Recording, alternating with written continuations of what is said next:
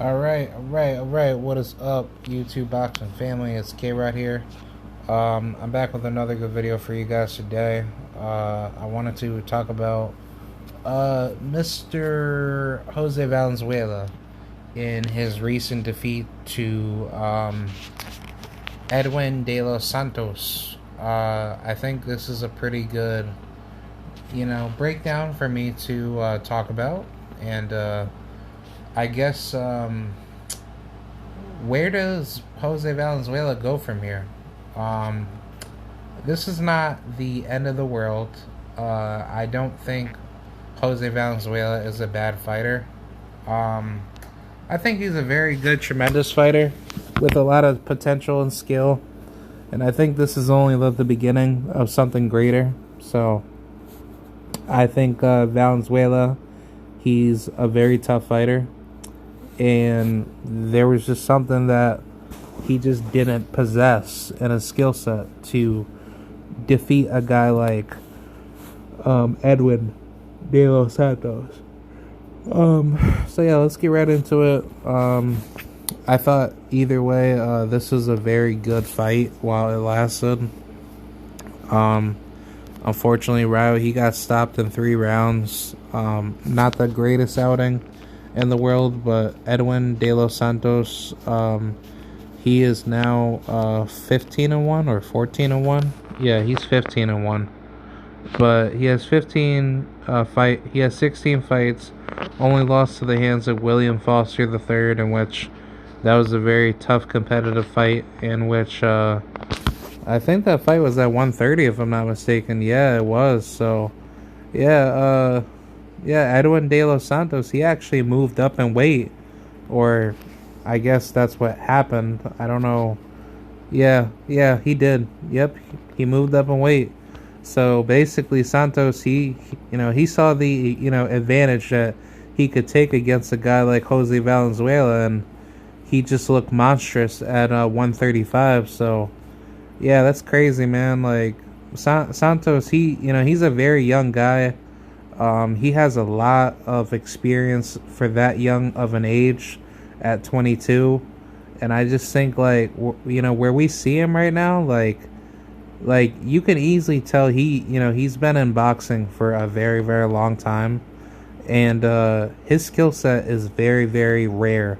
Like, he has a very destructive style that's going to really take off a lot of these names that you see on here. And I don't say he beats every single one of these guys. I think Gervonta Davis on his best night would stop him.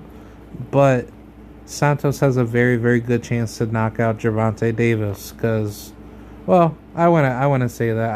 I think Tank against any pure bona fide boxer puncher would be on alert against those type of shots. But it's never to say that a guy like Santos is not going to catch Tank slipping, and then Tank, he would have to be a lot more eager, on waiting for big shots like that. So I don't know. I think Gervonta Davis, if he stays at lightweight forever, he's probably gonna end up controlling the division for the majority of his career while it lasts. But yeah, let's talk about Ryo, bro. I'll actually talk a little bit more about Santos. Santos, as far as who he could beat on here, like, I think there's a lot of names he could really defeat, but there's some names on here that I don't think he gets through. I don't think he gets past Jermaine Ortiz. I think that's a tough fight of its own, where we don't know how that fight's gonna go. But Santos, against anybody that is susceptible to defense being exposed, and then he's able to pack a good punch to really make somebody break, mentally and physically. I think he would blow through Isaac Pitbull Cruz. I would like to see that fight next between him and Pitbull.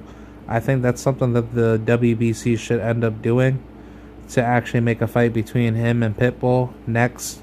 And I think if he could get past Pitbull, oh yeah, he's definitely being lined up for a title shot right away. And I think Devin Haney, once he leaves 135, it's basically all, all young guns coming into the division.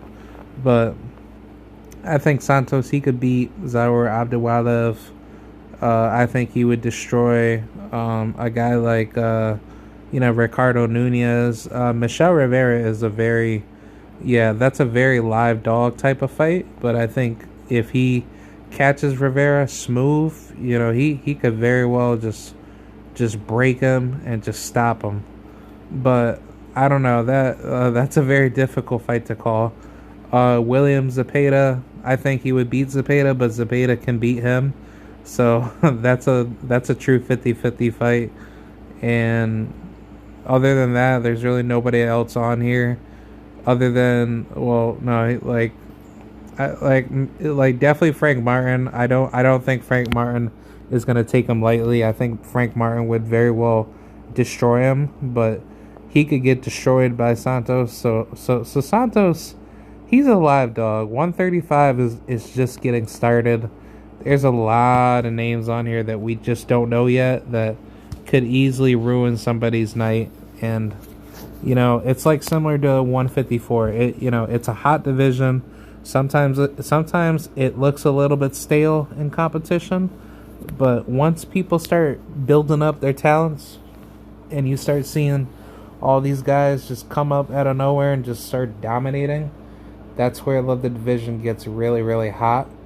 And then it just ends up becoming glorious amount of talent. And, it's a glory division. So 135 is definitely, one of the hottest, divisions in boxing. Next to the welterweight division and middleweight and super welterweight division. Oh, and definitely the heavyweight division. But either way, let's talk about Rayo. I want to basically say I hope everything is okay with Jose Valenzuela. I definitely support him a lot. I support the Benavides team. I think they have a great stable.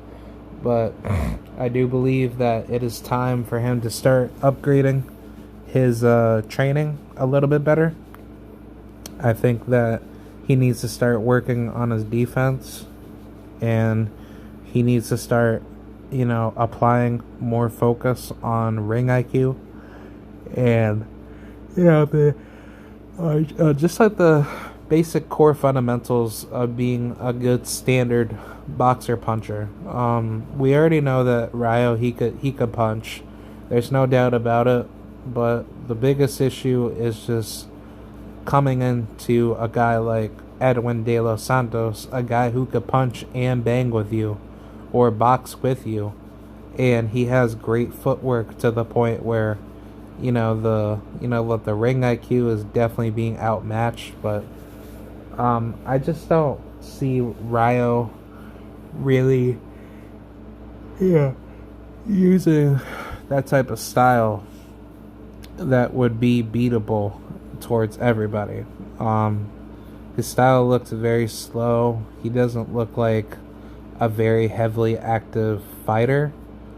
But I think the biggest takeaway from it is just that Rayo, he is a very good bona fide inside puncher, but he's only successful on the inside where he has guys that just stand right in front of him.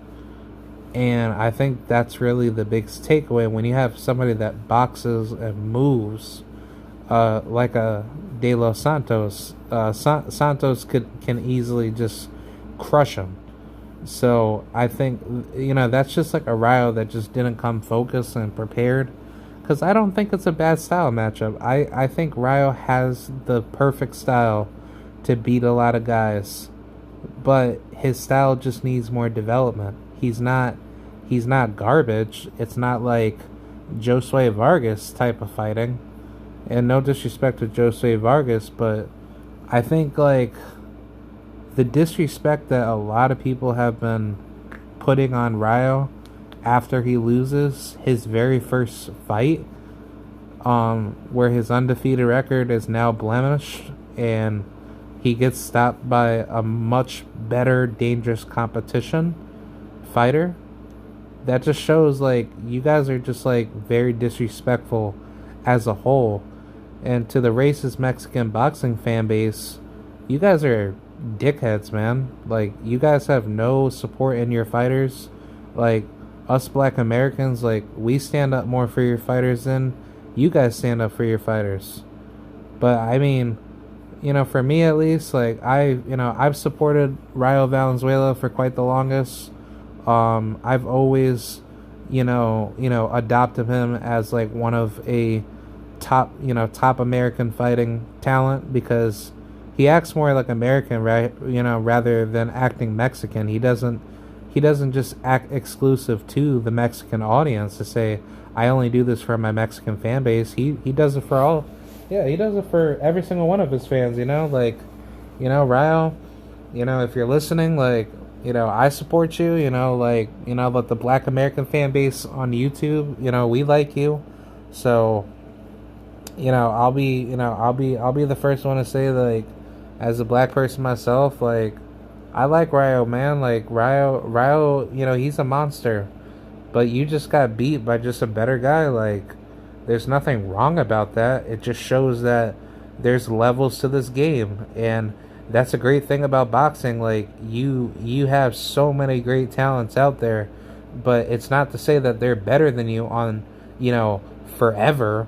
It's just that they're better than you, for the certain skill set that they have to be a step higher than you. But you could still beat them. You still, like, anybody has a chance to beat anybody.